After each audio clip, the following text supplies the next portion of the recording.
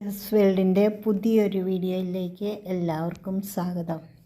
ബൊഗെയിൻവില്ലകളിൽ ആദ്യവട്ടം ഉണ്ടായ പൂക്കളെല്ലാം മിക്കവാറും കൊഴിയാറായി ഒക്കെ നിൽക്കുകയാണ്. ഇത് മഹാറാണിയാണ്. ഇതാണ് മഹാറാണി. ഓറഞ്ചും വൈറ്റും പൂക്കളോട് കൂടി നിൽക്കുന്നത്. പേര് പോലെ തന്നെ വളരെ മനോഹരവുമാണ്. ഇത് നെസ്കഫേ. നല്ല ഡാർക്ക് ഓറഞ്ച് പൂക്കളാണ് വിരിയുന്നത്. ഇത് പൂനെ ലാവണ്ടർ. നിറയെ പൂക്കളുണ്ടാകുന്നവയാണ്. ഇതിൻ്റെ പൂക്കൾ 3-4 ആഴ്ചകളോളം വാഴാതെ കൊഴിയാതെ നിൽക്കും. ഇതൊരു പീച്ച് കളറാണ്. നല്ല ഭംഗിയാണ് ഇതിൻ്റെ പൂക്കൾ കാണുവാൻ. ഇത് വാട്ടർമെലോൺ കിസ്സാണ്. 2ാം വട്ടം പൂക്കളുണ്ടാകുന്നതാണ്. ഇത് റൂബി റെഡ്. കുറേ അധികം പൂക്കളുണ്ടായിരുന്നതാണ്. പാതിയോളം കൊഴിഞ്ഞു പോയതാണ്. ഒരു ബീട്രൂട്ടിൻ്റെ കളറാണ് ഇതിനുള്ളത്. ഇത് വയലറ്റ് സെപ്റ്റംബർ. ഇത് നല്ല ഭംഗിയുള്ള പൂക്കൾ തന്നെയാണ്. Mona Lisa red. ചിലർ പിങ്ക് എന്നും പറയും. പിങ്കും റെഡും അല്ലാത്തൊരു കളറാണ്. വളരെ ഭംഗിയുള്ളൊരു കളറാണ്. ഇതിൻ്റെ ഇലകൾക്ക് ഒരു ആലിലയുടെ ഷേപ്പാണ്. നല്ല പച്ച കളറിലുള്ള ഇലകളാണ്. ഇലകളും നല്ല ഭംഗിയുണ്ട് കാണുവാൻ. ഇത് സുമിത്ര എന്ന് പറയുന്ന ഒരു വെറൈറ്റിയാണ്. ഇതിൻ്റെ പെറ്റൽസിന് നടുക്കൊരു വൈറ്റ് കളറും കൂടി വരുന്നുണ്ട്. പക്ഷെ എല്ലാത്തിനും ഇല്ല, ചിലതിനൊക്കെ ഉള്ളൂ. ആദ്യമായിട്ടുണ്ടായത് കൊണ്ടായിരിക്കും. ഇത് ഗോൾഡൻ സൺഷൈൻ. വലിയ പൂക്കളാണ്. പല കളറിലാണ് പൂക്കൾ. ആദ്യം വിരിയുന്നത് ഒരു യെല്ലോ കളറിലാണ്. പിന്നീട് അത് കളറ് മാറി വരും, പല കളറായി വരും. ഇത് കയാട്ട. ഇതിൻ്റെ പൂക്കൾ വളരെ മനോഹരമാണ്. ഇതിൻ്റെ ഷേപ്പും കളറും ഇലകളിലും വളരെ ഭംഗിയാണ്. നിറയെ പൂക്കളുണ്ടാകുന്നതാണ്. ഇത് കൊഴിയാറായി നിൽക്കുന്ന പൂക്കളാണ്. ബൊഗെയിൻവില്ലയിൽ പൂക്കൾ കൊഴിയാറാകുമ്പോൾ അത് ചെറുതായിട്ടൊന്ന് പ്രൂൺ ചെയ്ത് കൊടുക്കണം. അപ്പോഴാണ് പുതിയ പൂക്കളൊക്കെ പെട്ടെന്നുണ്ടാകുന്നത്. ഇത് ഫോർമോസയാണ്. ഇതിൽ നിറയെ പൂക്കളുണ്ടാകും. പക്ഷേ ഈ പൂക്കൾ കൊഴിയുകയില്ല, നിറം മങ്ങി നിൽക്കുകയേ ഉള്ളൂ. അത് ഗാർഡൻ ഒരു ഭംഗിക്കുറവായിട്ടിരിക്കും.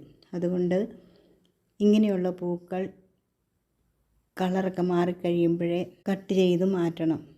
അതോടൊപ്പം തന്നെ അറ്റം ചെറുതായിട്ടൊന്ന് കട്ട് ചെയ്ത് ചെറുതായി പ്രൂൺ ചെയ്ത് കൊടുക്കണം. മഹാറ വെറൈറ്റികളും ഇതുപോലെയാണ്. പൂക്കൾ ഫെയ്ഡായി നിൽക്കും, കൊഴിഞ്ഞു പോവുകയില്ല. അങ്ങനെയുള്ള ചെടികളെ പൂക്കളെല്ലാം കട്ട് ചെയ്ത് മാറ്റണം. എങ്കിലേ ഗാർഡൻ നല്ല ഭംഗിയായി നിൽക്കുകയുള്ളൂ. ഇത് മിസ് ഹോളണ്ടാണ്. ഇതിൻ്റെ പൂക്കളും എല്ലാം കൊഴിഞ്ഞു നിൽക്കുകയാണ്.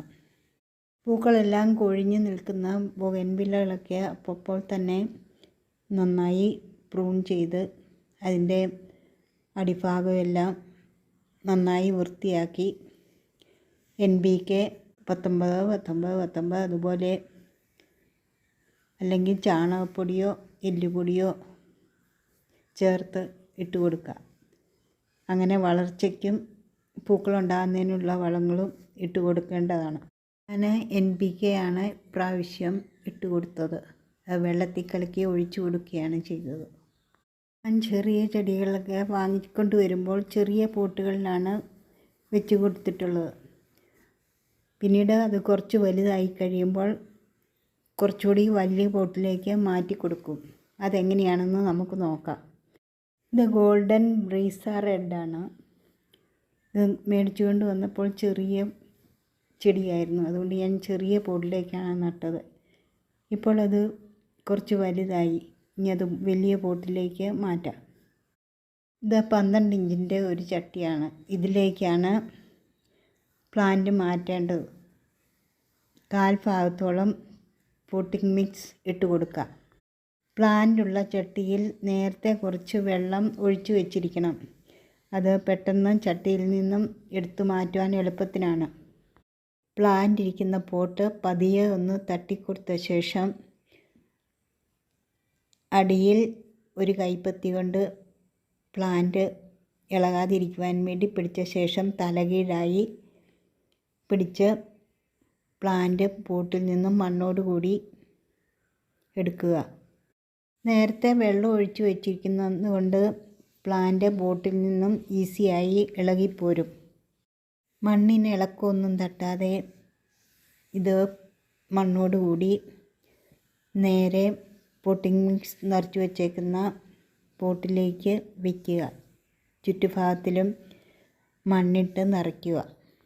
3/4 ഭാഗത്തോളം മണ്ണ് നിറച്ച് പ്ലാന്റ് നേരെ വെച്ച് അതിലേക്ക് വെള്ളം ഒഴിച്ച് വെയിലത്തേക്ക് തന്നെ വയ്ക്കുക. വേരുകളും മണ്ണും ഒന്നും ഇളകിയിട്ടില്ലാത്തതുകൊണ്ട് ചെടിക്കൊരു കുഴപ്പവും സംഭവിക്കുകയില്ല. നിങ്ങൾക്ക് എൻ്റെ ഈ വീഡിയോ ഇഷ്ടമായാൽ ലൈക്ക് ചെയ്യുക, ഷെയർ ചെയ്യുക, കമൻറ്റ് ചെയ്യുക.